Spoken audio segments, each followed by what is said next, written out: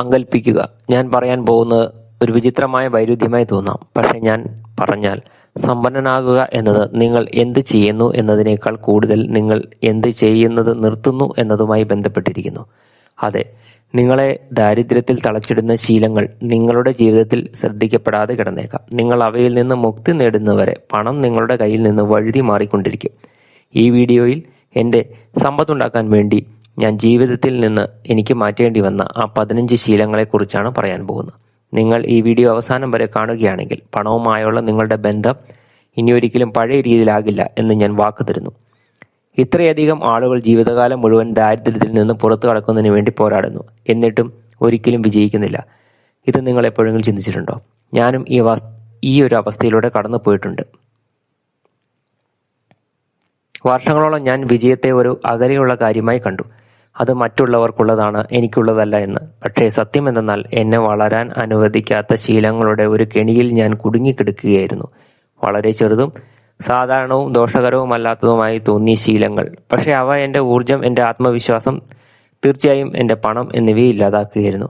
അതിൽ ആദ്യത്തെ ശീലമായിരുന്നു ഇരവാദം, victim mentality. എനിക്കറിയാം ഇത് വളരെ കടുത്തായി തോന്നാം, പക്ഷേ യഥാർത്ഥമായ കാര്യം ഇതാണ്.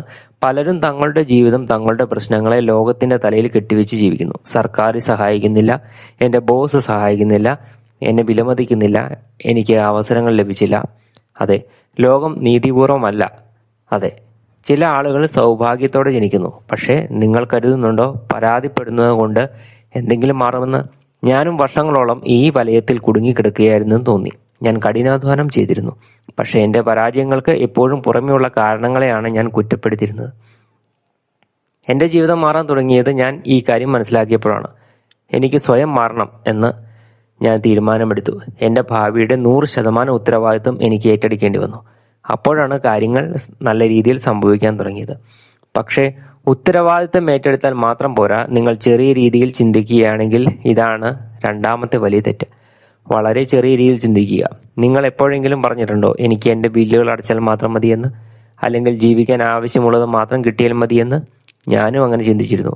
എന്നിട്ട് എന്തുണ്ടായി എന്നറിയാമോ? എനിക്ക് കൃത്യമായി അത്ര മാത്രമേ സമ്പാദിക്കാൻ സാധിച്ചുള്ളൂ. കൂടുതലുമില്ല, കുറവുമില്ല.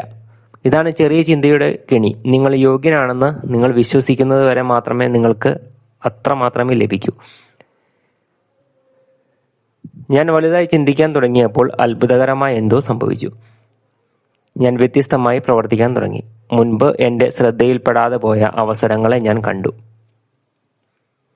എൻ്റെ ജീവിത നിലവാരം ഉയർന്നു. ഞാൻ ഭാഗ്യശാലിയായിരുന്നത് കൊണ്ടല്ല, മറിച്ച് ഞാൻ കൂടുതൽ കാര്യങ്ങൾ ചെയ്യുന്നതിന് യോഗ്യനാണെന്ന് തീരുമാനിച്ച് അതിനായി പ്രവർത്തിച്ചതുകൊണ്ടാണ്. ഇതൊന്നും സംഭവിക്കില്ലായിരുന്നു ഞാൻ എൻ്റെ ഭയത്തെ എന്നെ കീഴടക്കാൻ അനുവദിച്ചിരുന്നെങ്കിൽ. പരാജയത്തെക്കുറിച്ചുള്ള ഭയം, മണ്ടനായി തോന്നുമോ എന്ന പേടി, എൻ്റെ കൈവശമുള്ളത് നഷ്ടപ്പെടുമോ എന്ന പേടി, ഇതാണ് നമ്മളെ ദരിദ്രരാക്കുന്ന മൂന്നാമത്തെ വലിയ ശീലം. നിങ്ങൾ എപ്പോഴെങ്കിലും പുതിയ എന്തെങ്കിലും ചെയ്യാൻ ചിന്തിച്ചിട്ടുണ്ടോ? പക്ഷേ ഞാൻ പരാജയപ്പെട്ടാൽ എന്ത് ചെയ്യും എന്ന ചിന്തയിൽ നിന്ന് പിന്മാറിയിട്ടുണ്ടോ? ഞാനും ഇത് പലതവണ അനുഭവിച്ചിട്ടുണ്ട്. എൻ്റെ ആദ്യത്തെ പ്രസംഗം നടത്താൻ അവസരം കിട്ടിയപ്പോൾ ഞാൻ വേണ്ടെന്ന് വെച്ചു. ഞാൻ തെറ്റുവരുത്തിയാലോ? ആളുകൾ എന്നെ നോക്കി ചിരിച്ചാലോ? പക്ഷേ സത്യം എന്താണെന്നാൽ എല്ലാ വിജയിച്ച ആളുകളും പരാജയപ്പെട്ടിട്ടുണ്ട്. അവർ പലതവണ പരാജയപ്പെട്ടിട്ടുണ്ട്. അവരെ വ്യത്യസ്തമാക്കുന്നതാണ് അവർ പരാജയത്തെ തങ്ങളുടെ വ്യക്തിത്വം നിർണ്ണയിക്കുന്നതിന് വേണ്ടി അനുവദിച്ചില്ല. നിങ്ങൾക്ക് തോമസ് ആൽവ എഡിസനെ ഓർമ്മയുണ്ടോ? അദ്ദേഹം ബൾബുണ്ടാക്കുന്നതിന് മുൻപ് 1000-ലധികം തവണ പരാജയപ്പെട്ടു. അദ്ദേഹത്തിന്റെ 5ാം ശ്രമത്തിൽ തോറ്റുകൊടുത്തിരുന്നെങ്കിലോ? അദ്ദേഹം പറഞ്ഞിരുന്നെങ്കിലോ ഒരുപക്ഷെ ഞാൻ അത്ര നല്ലവനല്ല എന്ന്. പക്ഷെ അദ്ദേഹം തോറ്റുകൊടുത്തില്ല. ഞാനും അത് തന്നെ ചെയ്യാൻ തീരുമാനിച്ചു. ഞാൻ ഒടുവിൽ സമ്മതിച്ചപ്പോൾ പരാജയം പ്രക്രിയയുടെ ഒരു ഭാഗമാണ് എന്ന് മനസ്സിലാക്കി. എൻ്റെ ഭയം ദുർബലപ്പെട്ടു. ഞാൻ ധൈര്യത്തോടെ പ്രവർത്തിക്കാൻ തുടങ്ങി. ഇതാണ് എല്ലാം മാറ്റിമറിച്ചത്. ഇനി ഞാൻ ആഗ്രഹിക്കുന്നത് നിങ്ങൾ എന്നോടൊപ്പം ഒരു വാക്ക് തരണമെന്നാണ്. അടുത്ത 7 ദിവസത്തിനുള്ളിൽ നിങ്ങൾ സ്വയം ഒരു ഇരയായി തോന്നുന്നുണ്ടെങ്കിൽ, ചെറിയ രീതിയിൽ ചിന്തിക്കുകയാണെങ്കിൽ, അല്ലെങ്കിൽ പരാജയത്തെ ഭയപ്പെടുകയാണെങ്കിൽ നിൽക്കുക. എന്നിട്ട് നിങ്ങളോട് തന്നെ ചോദിക്കുക, ഇതെന്നെ സഹായിക്കുകയാണോ അതോ ദോഷം ചെയ്യുകയാണോ? ഉത്തരം ഇതെനിക്ക് ദോഷം ചെയ്യുകയാണ്. എങ്കിൽ നിങ്ങൾ നിങ്ങളുടെ ചിന്താഗതി മാറ്റുക, ചുവടുകൾ വയ്ക്കുക. എന്നിട്ട് ഇവിടെ തിരികെ വന്ന് എന്നോട് പറയുക, നിങ്ങൾ നിങ്ങളുടെ ചിന്താഗതി മാറ്റിയപ്പോൾ എന്തുണ്ടായി എന്ന്.